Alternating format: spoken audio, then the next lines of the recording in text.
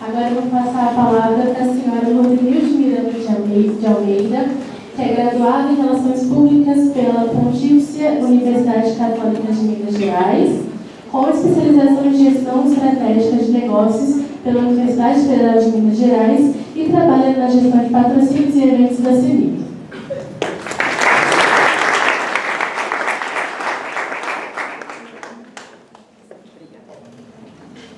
Primeiro, agradecer a oportunidade, às doutoras Natália aqui que me convidaram, muito obrigado. Agradecer meus colaboradores, meus amigos aqui da Receita, né, e os próximos palestrantes que vão falar para vocês. Estou vendo uma série de amigos aqui na plateia. E eu vou falar um pouquinho da parte prática dessa questão que a Josiane expôs para a gente, né, dos incentivos, né, federal, e como que a CENIC funciona nessa parte de captação de recursos e no fomento do incentivo à cultura. Você passa para mim. A gente atua, né, com os mecanismos federais aí que a Josiane também explicou para a gente, em cerca de 10%, que são os 4% dividido entre o audiovisual e a lei do ANE, né, de cultura, 2% para a lei estadual, para a lei de esportes, que esse ano mudou, era 1%.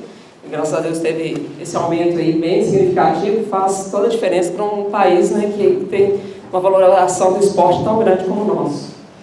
A gente atua no FIA com 1% e no Fundo do Idoso com 1%. O Fundo do Idoso e o FIA, ele é muito semelhante no mecanismo deles. Eles são geridos, né, pela parte federal, mas o poder desses impostos ele está na mão dos municípios. Então, ele acaba sendo gerido pelos fundos municipais e estaduais. E é bem significativa a gestão deles, ela funciona, né, tanto aí nessa captação do imposto de vocês, que é importante para fomentar e fazer diferença para o município de cada um e para as empresas também poderem atuar nessa gestão. E, além disso, os 2% para a saúde, que é o PRONON, que é o oncológico, e o PRONAS, que é a gestão de saúde. Você pode passar. Além disso, a gente atua em Minas com as leis estaduais de ICMS, a cultura, e o ICMS esportivo. Os valores são definidos também no orçamento anual, né? No caso da lei de cultura, esse ano está em torno de 140 milhões, a lei de esporte está em 5 milhões. E, assim, diferente da lei federal, a lei de esporte, ano passado, o teto ele foi ultrapassado na metade do ano. Eu já tinha conseguido captar tudo. Então, muitos dos projetos não conseguiram ser atendidos. Assim, tinha mais projetos para serem atendidos, mas o recurso já tinha sido esgotado. Então, assim, tem uma generosidade, né, do investidor mineiro nos projetos. E tem muitos bons projetos, né, que eu acho que é o diferencial do Estado, faz essa captação ser um pouco mais fácil. Pode passar. Ela já explorou esse assunto, vamos passar adiante. Quem pode receber recurso? Qualquer pessoa física pode cadastrar hoje nas leis de incentivo um projeto, né, ela fazendo a descrição do projeto, ela pode entrar como pessoa física ou pessoa jurídica. Então, qualquer um de vocês está apto a escrever um projeto cultural. Pode passar. O Fundo do Idoso são as instituições, né, geridas aí pelas prefeituras. Na verdade, tem as associações para gerir esse recurso em cada município. Pode passar. O PRONAS e o PRONON, eu acho que eles são os mais queridos dos incentivos, porque, né, por atuar em saúde, a gente veio aí de uma pandemia e eles ficaram relegados, né, foi ótimo ver a renovação desses incentivos. Eles fazem uma diferença muito grande nos hospitais oncológicos, nos hospitais do interior aqui, tanto assim na compra de equipamentos, que são projetos de longo prazo, projetos de pesquisa, de marcadores de câncer. Então, assim, acho que se tiver um próximo debate, chamar para esse olhar, porque eu acho que precisa de mais juristas, assim, até para poder trabalhar no legislativo disso, porque Você tem muitas empresas querendo incentivar e nem sempre os projetos são aprovados. Então, assim, falta um olhar mais carinhoso da sociedade mesmo para esses recursos. Essas são as instituições, né? A Viviane já explicou quem pode receber. Pode passar. E aí eu vou começar a falar um pouco da história do CEMIG. Em 2019, a gente teve dados da Secretaria que a empresa era a maior incentivadora do Estado. E era uma notícia que a gente não tinha, né, com dados percebidos.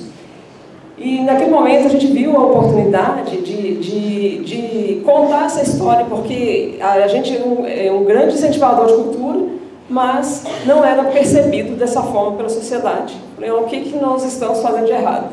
Então a gente sentou, né, para rever todo o setor de incentivos e tentar modificar realmente a história com os nossos parceiros. A gente chamou a turma da cultura para poder ouvir deles o que faltava para a gente. Né, uma empresa de hoje 71 anos, né, completou nessa segunda-feira. Então, uma jovem senhora, fomentadora de cultura, mas sem esse reconhecimento. Pode passar. Então, a gente resolveu focar nos eixos de atuação, porque a gente sempre tinha uma cobrança de quais eram qual que era o mote da CEMIG, em que ela investia. Porque tem um banco que investe no teatro, o outro que investe na leitura, e qual que era... E a gente ficou tentando fechar uma linha só. Só que assim, a gente tinha parceiros de 50 anos de história, né, que a CEMIG investe desde o início daquele projeto. E aí a gente falou, nossa, o nosso mote é diversidade. A gente não vai conseguir fechar numa linha de cultura. O nosso mote é transformação social através da diversidade. E hoje, esses parceiros que tinham uma linha, eles estão justamente buscando a gente para saber como é que é trabalhar com diversidade, que é bastante complexo realmente fazer a gestão desses recursos. Então a gente definiu, né, a linha de cultura e educação, que eram as linhas que a gente já trabalhava, que são os equipamentos, né, que trabalham a diversidade, as formas de ensino formal e informal, com projetos que geram educação através de oficinas, patrimônio e memória, que a gente tem uma dificuldade da proteção do patrimônio, e nós somos um estado com o maior número de equipamentos tombados, com uma história linda de contar e com equipamentos caindo, né? E aí eu acho que depois do Museu Nacional a gente teve uma comoção muito grande da sociedade, e a gente sempre trabalhou com patrimônio. Então, de ser acionado para ter uma parte do recurso que fosse justamente para manter a história viva do Estado. O esporte e o desenvolvimento social, né, a gente faz, além do próprio fundo, né, do esporte, né, dos recursos, a gente faz também o investimento no FIA, com projetos que desenvolvem esporte dentro do programa da infância e adolescência. E hoje ele está todo voltado para as nossas comunidades, né, periféricas. Dentro da escola, no contraturno escolar, a gente está oferecendo modalidades de esporte. E tem funcionado bem, já é o terceiro ano, a gente já começa a ter resultados de crianças que estão alcançando uma formação de atletismo mesmo com destaque nacional. A gente teve um time que foi para a Olimpíada, né, para a Olimpíada, que veio vencedor com medalhas. Então, assim, tem uma boa história de contar com esses projetos sociais, que são crianças que elas ficam na instituição, tem todo o apoio para ir para fazer o esporte após o contraturno escolar. Além disso, os circuitos e festivais, que é o que movimenta, né, o nosso interior, com os nossos festivais gastronômicos, com toda essa parte de gerar a economia criativa. 3,11% do PIB nacional vem da economia criativa. Isso é o mesmo que a indústria automobilística representa, é o mesmo que a construção representa, para a gente ver a força do negócio, que é a cultura. Ela precisa ser respeitada. A inovação e experimentação é uma parte que a gente tem buscado projetos, que são esses projetos tanto de a Festa da Luz, quanto esses projetos que trazem a projeção mapeada, que trazem novas formas de olhar a cidade, né, com as grandes empenas aí do Cura, de transformar o ambiente da cidade cinza numa cor, né, você sair de olhar para um grafite e ver arte. Então a gente vem buscando essa experimentação e as novas formas de fazer arte, né, com essa parte de experimentação, tem muita coisa boa surgindo, né, nesse mercado. Pode passar. E aí a gente fala, assim, o incentivo, ele te garante patrocinar o projeto.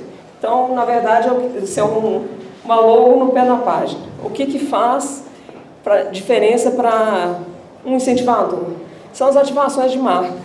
Então, eu não tenho direito a uma cota de ingresso, mas aquele evento, o que eu falo que a gente gosta muito de graça na praça, né? Você conseguir levar uma comunidade para assistir uma ópera, né, da Aleijadinho, igual teve, né, encenada em Ouro Preto, esse tipo de cultura que vai à cidade e não a pessoa tem que se deslocar, então eu acho que isso faz toda a diferença.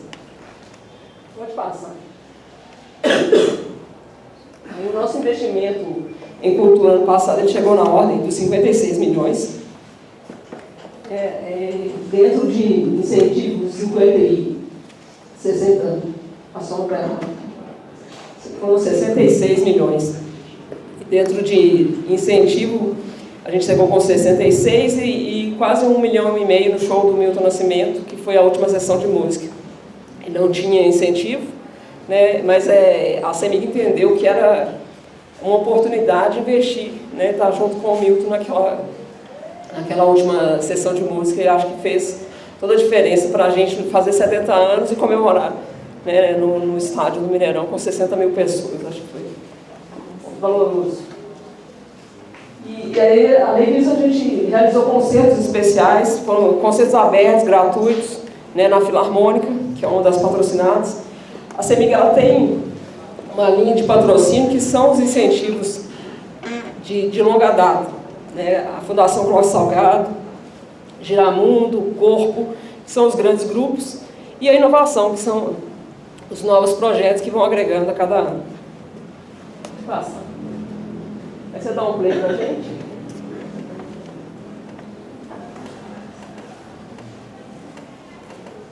Aí esse ano a gente entrou no Carnaval, né? A gente teve a saída da Ambev na última hora, acabou assumindo o Carnaval. Pode passar. Foram 20 cidades contempladas. Na capital a gente fez 7 blocos, 2 escolas de samba, um bloco caricato. E foi um carnaval gigante, né? Retomada aí depois da pandemia. Pode passar.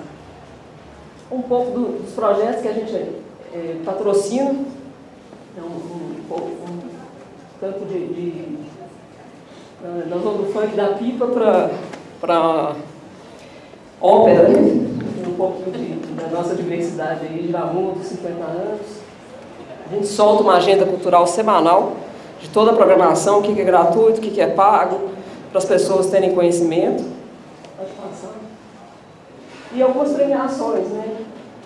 A gente teve o Giramundo, foi premiado pelo Simpark, você vê Duas Marias, no Prêmio Confidência, a Filarmônica, Palácio das Artes, ele foi o primeiro a se reinventar na pandemia, com toda a questão, ele foi a primeira, ele colocou as óperas à disposição, então ele fez realmente toda a diferença, o arcabouço que eles já tinham ali para tornar isso virtual. Eu acho que hoje o virtual ele é mais uma forma de democratização do acesso, ele é muito importante e ele veio para ficar.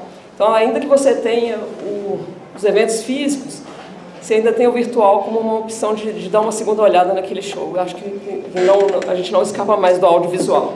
Ele vai estar, né, tanto na lei da Ancine quanto na federal. É importante para essa democratização. Você pode passar. Aí a gente tem um maestro de 23 anos que é oriundo de um laboratório de regência que ele foi premiado no Japão. Então, ele foi uma matéria nacional e ele fez todo o laboratório de regência, que é um programa gratuito da Filarmônica para maestros do interior, e ele veio de São Paulo para poder fazer aqui. É um orgulho para a gente. Vou passar. Aí nós tivemos um prêmio nacional na ABERJ pelo Natal Cultural, que a gente ilumina a Praça da Liberdade, já tem mais de 20 anos, né, faz o Natal na praça para as famílias participarem, e a gente criou uma cidade de Natal em 2020, que foi lá no Palácio das Mangabeiras. E o Natal ele sempre foi o mote da CEMIG em questão da função das luzes, e a gente via que também a sociedade não reconhecia isso como uma parte do nosso investimento. Então a gente fez questão de contar um pouco dessa história e de levar as crianças de escola pública para viverem aquilo. Então foi bastante interessante a experiência também. Mais um pouquinho da cidade iluminada. E eu queria terminar com uma história assim, de um dos fomentos que a gente fez, que foi a filha do Amilcar de Castro. Tem uma escultura aqui na esquina que é dele, que ele era uma pessoa que valorizava muito o de graça na praça. Então ele já tinha falecido há 7 anos, a CEMIG chegou a fazer bastante coisa junto com ele, até de pequenas esculturas e tudo. E a filha dele estava limpando um escritório que ele tinha, recolhendo as coisas, e ela descobriu uma série de poemas dele. E ela passou 10 anos tentando publicar aqueles poemas, porque era um lado do pai dela que ela não conhecia, que ele era escultor, professor, e eu falo que a única coisa formal que ele fez foi direito, e ele nunca exerceu. E ela andou e ela foi procurar o nosso diretor, falou, olha, tem esse projeto. Ele falou, olha, eu não consigo patrocinar você diretamente, escreve na lei federal que a gente consegue patrocinar. Ela escreveu, ele falou, não, ano que vem seu pai faz 100 anos, a gente vai lançar o livro no centenário dele. Só que foi no meio da pandemia, então acabou que ficou um pouco prejudicado, mas ela andou 10 anos atrás de mineradoras, porque o pai dela trabalhava com o ferro, né, e não conseguiu esse patrocínio. Eu trouxe um livro desse para sortear para vocês, que foi um livro também que a gente ganhou o Prêmio ABERJ, com a história, né, muito bem contada dela, dessa homenagem que ela fez para o pai dela no centenário, que ele conta um pouquinho do Amilcar de Castro. Foi um prazer falar com vocês, estou à disposição das pessoas.